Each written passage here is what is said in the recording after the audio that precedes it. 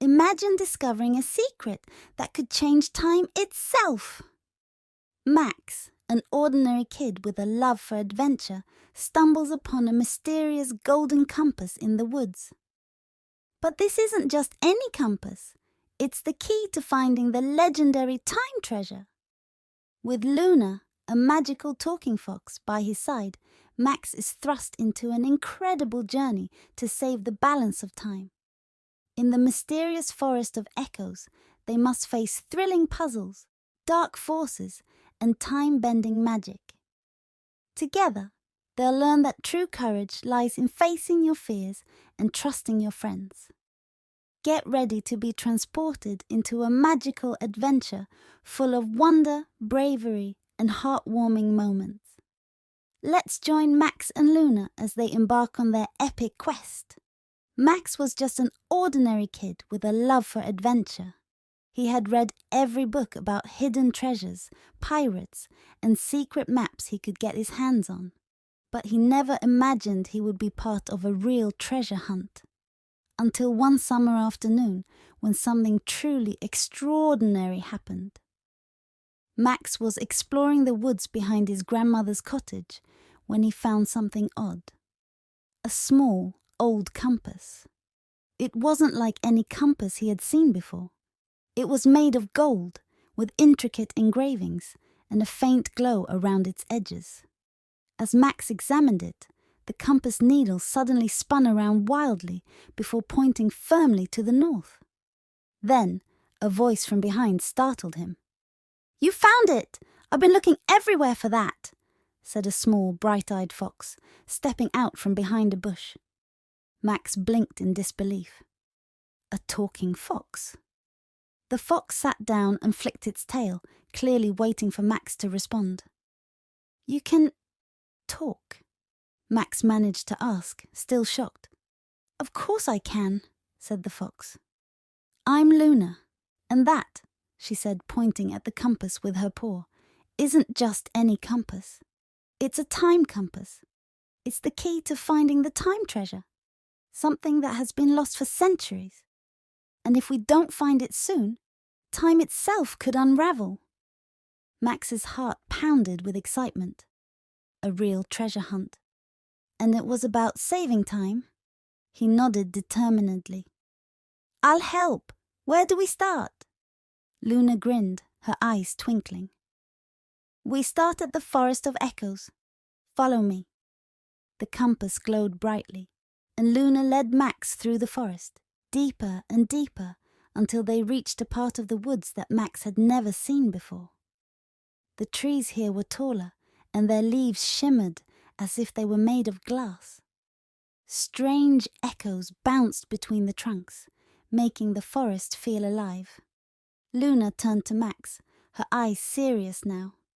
"The Forest of Echoes is magical. It reflects the past, present, and future. We have to listen carefully to the echoes. They will guide us. But beware, the forest also has its challenges." Max nodded, feeling both scared and excited. They moved deeper into the forest, and soon the air was filled with whispers, echoes from different times. Max heard a distant voice that sounded like his grandmother, telling stories from her childhood. He also heard laughter that seemed to belong to him, but from some time far in the future. Suddenly, the compass began to glow brighter, and the needle pointed towards a large, ancient tree with twisted roots. "The first trial lies here," Luna said, hopping over the roots. At the base of the tree was a hollow with a glowing symbol, a sun and moon intertwined. Luna explained, "To unlock the path, you need to solve the riddle of time. Sun and moon represent day and night, past and future. Max, think about what connects them." Max thought hard.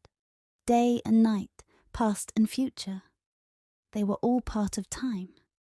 Then he remembered something his grandmother had said once. The present is a gift that connects everything. He looked at Luna and smiled. "The present," he said, touching the glowing symbol. The tree shivered, and its roots shifted, revealing a hidden passageway beneath. "You did it!" Luna exclaimed, leading the way down into the passage. They found themselves in a tunnel that seemed to stretch endlessly, with walls covered in glowing symbols. The air shimmered with magic. As they walked, the passage opened into a vast underground chamber. In the center stood a pedestal, and on it lay a small, ornate chest, the time treasure. But surrounding the chest was a swirling mist, dark and menacing. "The shadow of lost time," Luna whispered, her voice barely audible. "It's what's been stealing time, creating chaos. We have to face it." Max felt a chill run down his spine, but he stepped forward, holding the compass tightly. "How do we stop it?" he asked. Luna looked at Max, her eyes filled with trust. "The shadow feeds on fear and regret. The only way to defeat it is with courage and by accepting our past and future. You have to show it that you're not afraid." Max took a deep breath and stepped closer to the mist. He thought of all the times he had been scared, moving to a new school, losing his favorite toy, even the fear of losing people he loved. But then he thought of the good times too, making new friends, finding joy in little things, and the love of his family. He wasn't going to let fear control him. "I'm not afraid of you," Max said firmly, his voice echoing through the chamber. "The past, the present, the future, they are all part of who I am, and I accept them."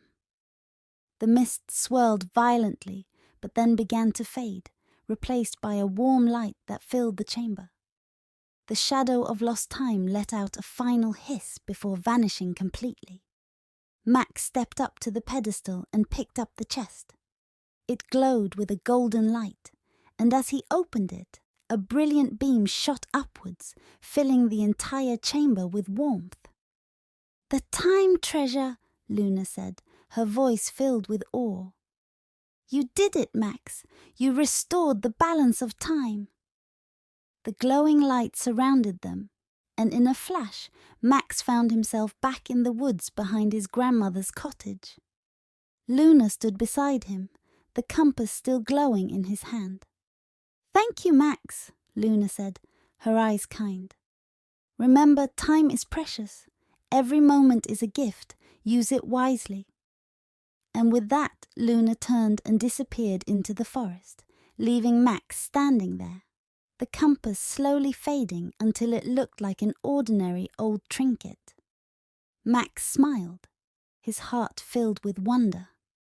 He knew that this was just the beginning of many more adventures to come, and he would never look at time the same way again.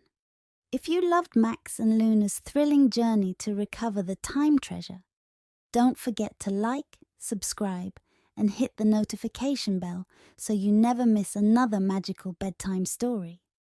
Let us know in the comments, what would you do if you found a time compass?